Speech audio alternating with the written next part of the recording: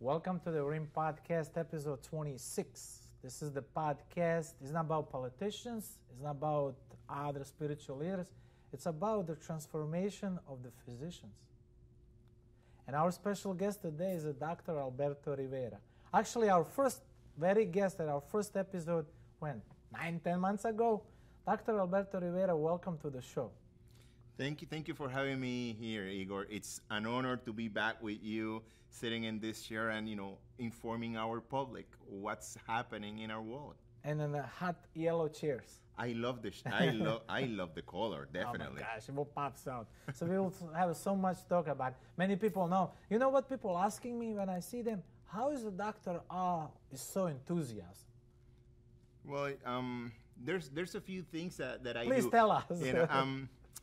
Because, being happy is something that you work on every day. Okay. All right. And, it involves, you have to cultivate your spiritual side, but also the physical side. And the physical side is a bit harder to cultivate because we live in a world that is polluted.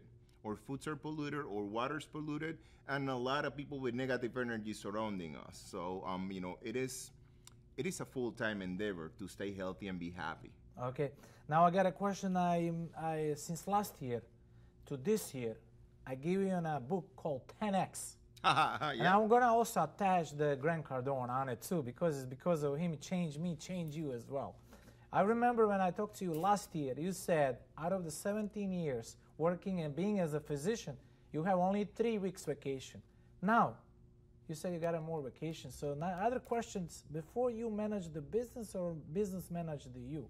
And what did you change and how that change been since then?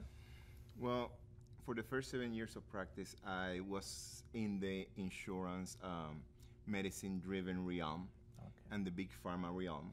So the business ran me. The business ran me through the worst and occasionally through the best times. So what I did is I went off the grid. But I didn't went off the grid just in that part. I decided to practice a different type of medicine. Okay. And in my new type of medicine, I want to work on the prevention of disease, but also on the maintenance of good health.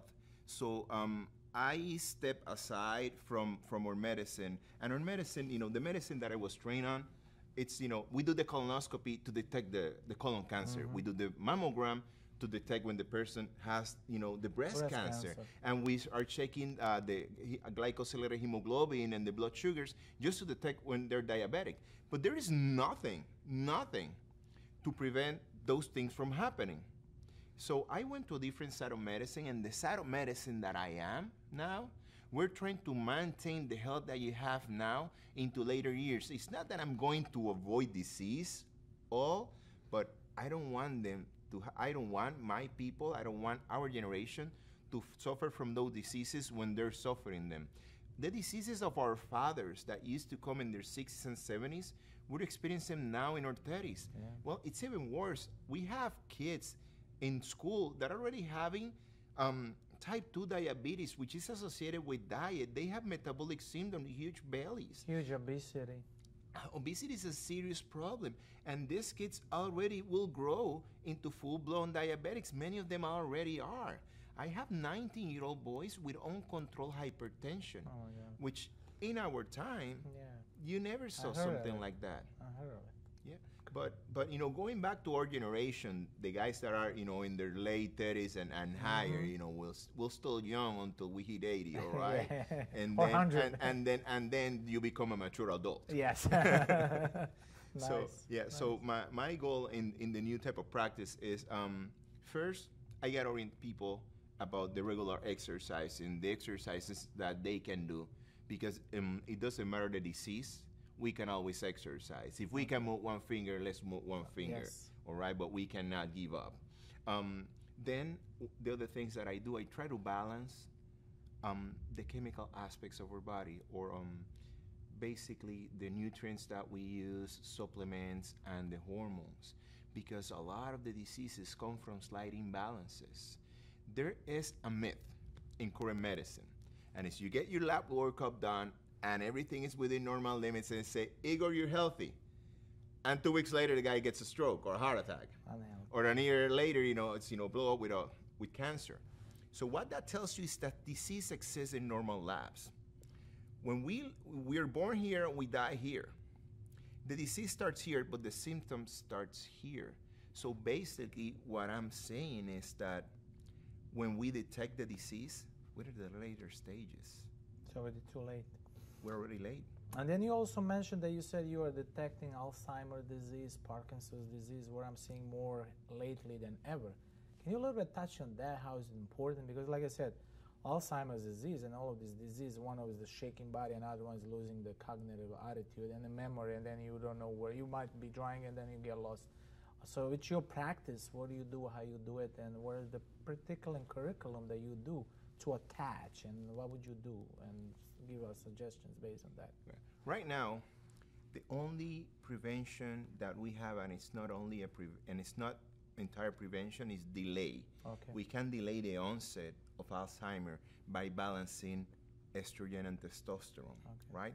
But we have discovered something recently, and it's all over the scientific literature, and it's the accumulation of the protein that causes the Alzheimer or the pathophysiology of Alzheimer actually comes as a derivative of a toxin that lives in our gut in one of the bacteria that are in our gut. Okay. But the problem is, right, or one of the problems, because there's not only one thing that's causing this disease. Yes. All right, there's genetics, there's lifestyle, there's foods, there's toxins, other components, there's medications.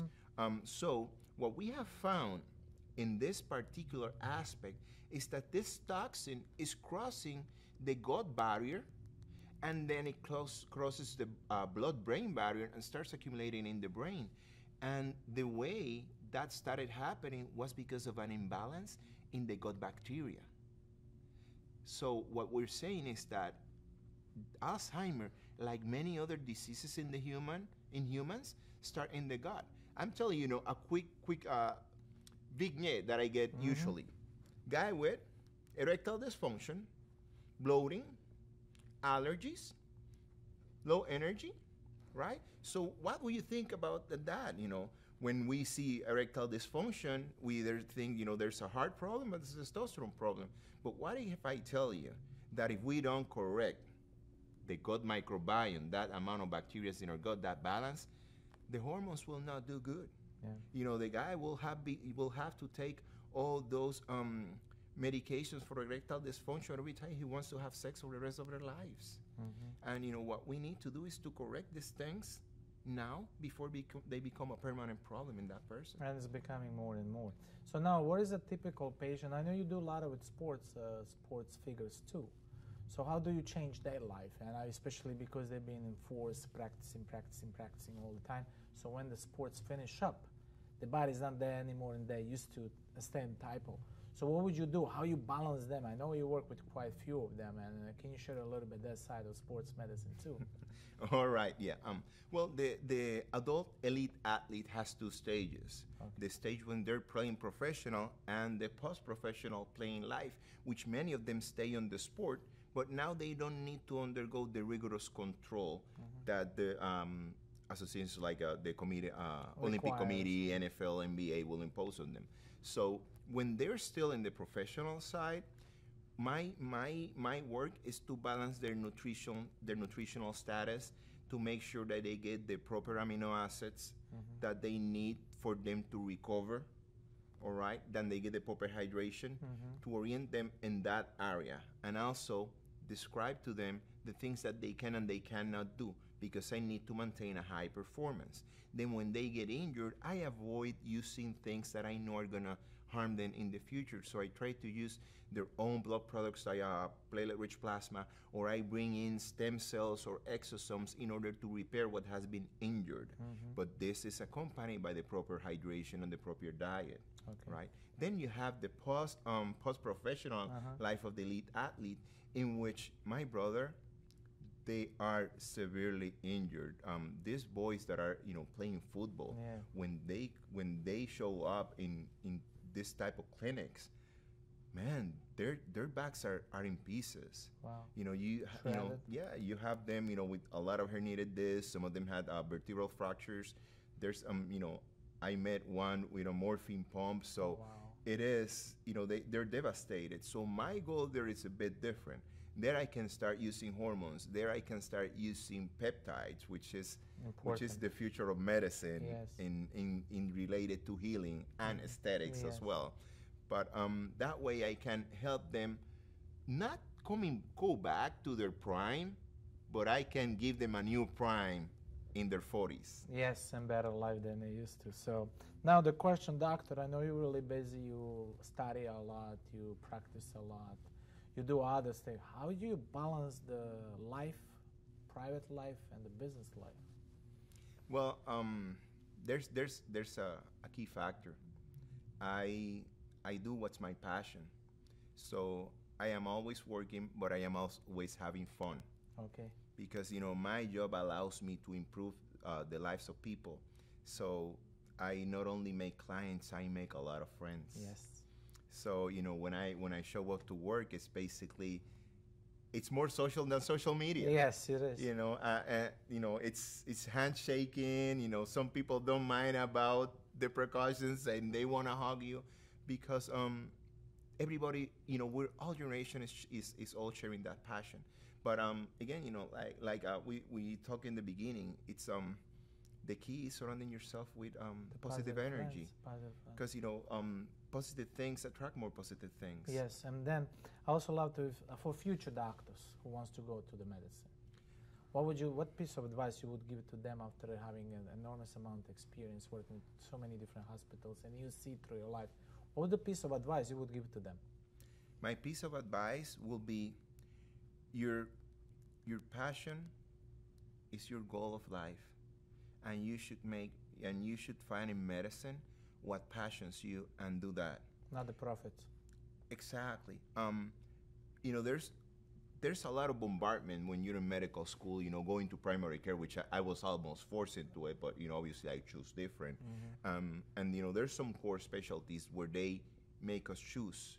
But my advice to students is, look for that area that you're able, or you feel that you can do it for free if they never pay you, but don't tell no one that you do it for free, because the insurance company will pay you a lot less. Like a Bono Pro. Oh yeah, they'll pay you negative. Yeah. and then go into that field. Some guys, they like physiology. They like the endocrine system. So go in that field. Some people like surgery or like trauma or like they are thrilled with emergency. So there are different fields. There's trauma surgeons, emergency physicians, but there are also orthopedics that deal with trauma. So there are different areas that the students need to find their passion. Don't follow money, and that will be one of my advices, right? Because the people who pursue money attain sadness, attain depression, and attain frustration. And no satisfaction. Exactly, and there's no satisfaction into pursuing money. Okay. Pursue passion. That's it. Right? And cure the people. Exactly, because you know what? Money follows passion. Yes, it is. And people follow passion, and people follow ideas. Yes. Right? But it's very hard to convince a professional to follow money. My last question, doctor. Sure. If you can say anything you want to say about your practice, about the people, please do so. It's a stage. Say, listen, this is I'm Dr. Al. This is what I will do for you and moving forward. This is my practice. And that's what all my practice is about. Please do so. All right. I would like to make of this an infomercial, but I'm going to tell you my goal, right? I went into medicine to cure people and to improve people's lives. I can tell you that it wasn't for the money at all. And my goal in this time is very simple. I want to take the humans of our generation, this group of people that have made excellent changes in the world. We are the generation that created the internet. Yeah. We're the generation that connected all of them. The generations that came after made it better. But our generation took us from the dark times of the typewriter and put us in a computer and then connected all the world together. But you know what? That generation now, it's aging. And I would like, and they're aging because of one reason. They live in a toxic environment that is not allowing them now in their 50s and 60s to continue. So we're losing an excellent resource to retirement. And I want that generation, the ones that want to stay in the game at Kent, let's help them with their health. Because if we can help them stay healthier longer, they will be able to give us a bit more. And these people invented wonderful things. They created jobs. Imagine if we can have that generation with a better health, helping the generations to come. What I want is, Igor, when I'm out of this planet in 100 years, I want to look down. Legacy. Yeah, and I want to see all the generations working together to make a better world. That's it. That's it. That's it's it. beautiful. Pure and simple. Yep. So, thank you guys. This was our episode 26. I'm your special host, podcaster Iggy. This is our special guest, Dr. All. Dr. All, it's always pleasure to interview you. It's always pleasure to sharing your information. But one of the most important thing, enthusiasm. Oh, thank you. That's it. Thank you, Doctor, so much. We love you. We appreciate you. We'll leave all of your info at the end of the show. So please like, care, share, spread the message. Together, we can build a better world. Thank you, Doctor. Thank you. Thank you.